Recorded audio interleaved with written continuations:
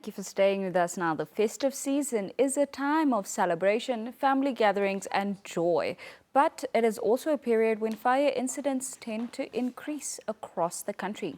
Common household activities such as cooking, the use of festive lights, candles and fireworks can quickly turn dangerous if safety precautions are ignored, especially during Namibia's hot and dry December season. To help us understand how the risks and how families can stay safe this festive season, we're now joined by Fillipus Sikongo, the Senior Station Officer for Community Safety Awareness and Education at the City of Windhoek Fire Brigade. Good morning, sir, and welcome to Good Morning Namibia. Good morning, Jemima. Good morning to the viewers, and thank you for having me this morning. The pleasure is all ours. Mr. Sikongo, why does the Christmas period tend to see a spike in fire-related incidences, particularly in households? Okay, I think as we might be aware, as Namibians, the festive season is where the most common hazard or the risk in terms of fire escalates because of the activities that we do. That starts from the cooking activities, the barbecues or braaiing as we know it in Namibia. And as far as, or in simple terms, where you want to be in a hurry to go out with your friends, you leave your iron and not turned off, and then the festivity of fireworks that are seriously regulated. So those are the most common things that bring about fire incidences in Namibia. Also not forgetting that this is the season when the temperature spikes up. As much as it's the rainy season, when it's hot, and that is the condition that where fire usually thrives in. As you mentioned earlier, many of the related incidences are caused as a result of cooking, which is a very big part of Christmas. Yes. Some might even go as far as saying that it's tradition. But what are some of the simple steps that families can begin to take in order to prevent fires from breaking out during this Christmas season? Okay, with regards to open cooking, I think that the best is to kind of have a bomber or just a metal sheet that you can use to cook in, instead of just having this fire in an open area and then leaving it unattended. So if you can just monitor it the whole time and put out this fire and just relight it when you need it, this could actually help. And when making this fire, we also need to make sure that it's far away from anything that can be flammable, such as around grassy areas, because sometimes we don't want to be at home, but we want to be in an open area. So these are the basic things, but also to just have basic fire equipment, such as basic fire extinguishers. Smallest one will be able to help, or just have a charged hose from your normal garden hose to just be able to mitigate this fire. But before that, also to just have a number of your local fire department, just in case of a fire, because a little spark can turn into a catastrophe. So the earlier or the sooner you call them, the better the chances of them coming to mitigate these fires.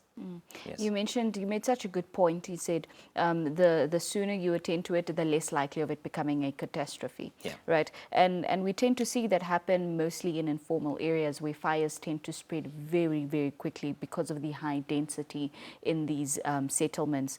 What specific precautions should residents that are staying in high density and informal settlements take to protect their homes as well as their neighbors when, say, lighting a candle as a result of power outages, or even just for decoration's sake, considering that it is the Christmas season? Yeah, no, it's true that candle use will increase, not for the purpose of lighting, but for decorative or, in some cases, religious purposes during this festive season.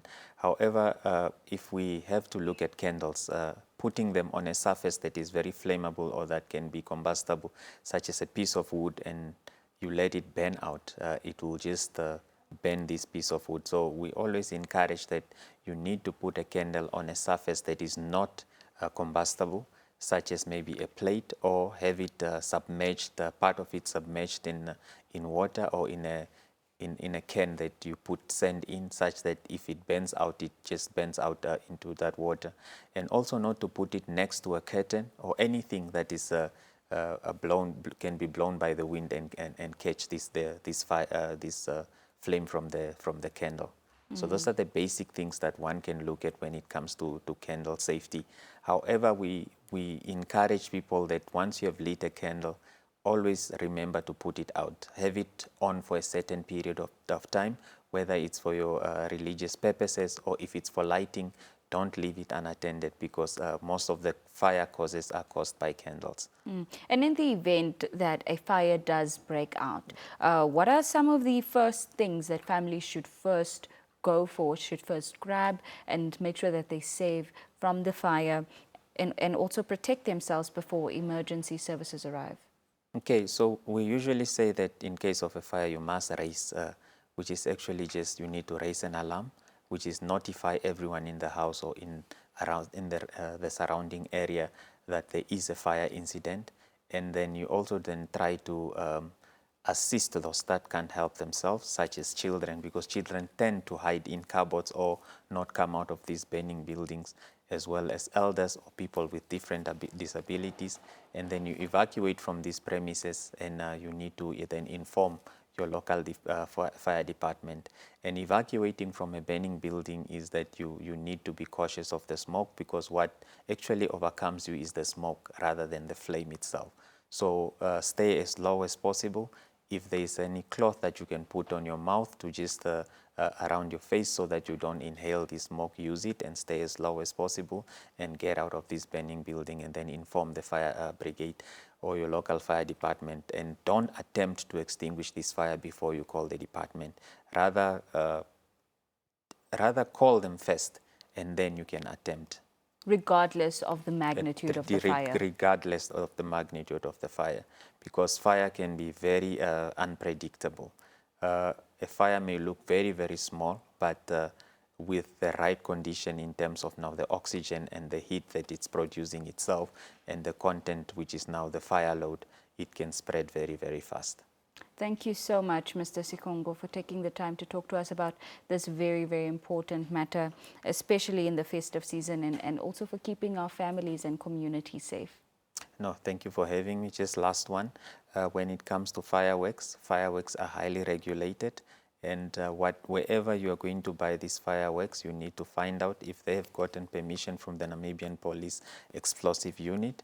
And with firing in a municipal area, it's also highly regulated. You need to get permission to fire or to discharge fireworks. But one needs to be very careful because these explosives can be dangerous to oneself. Therefore, I think let's get the experts to do the fireworks than anyone that wants to do this, to fire these fireworks, because it can also cause a fire when it lands on something that is very valuable to you, such as your house. Absolutely. Yeah. And then we can then spectate from a distance. Yes. Thank you. No, thank you for having me.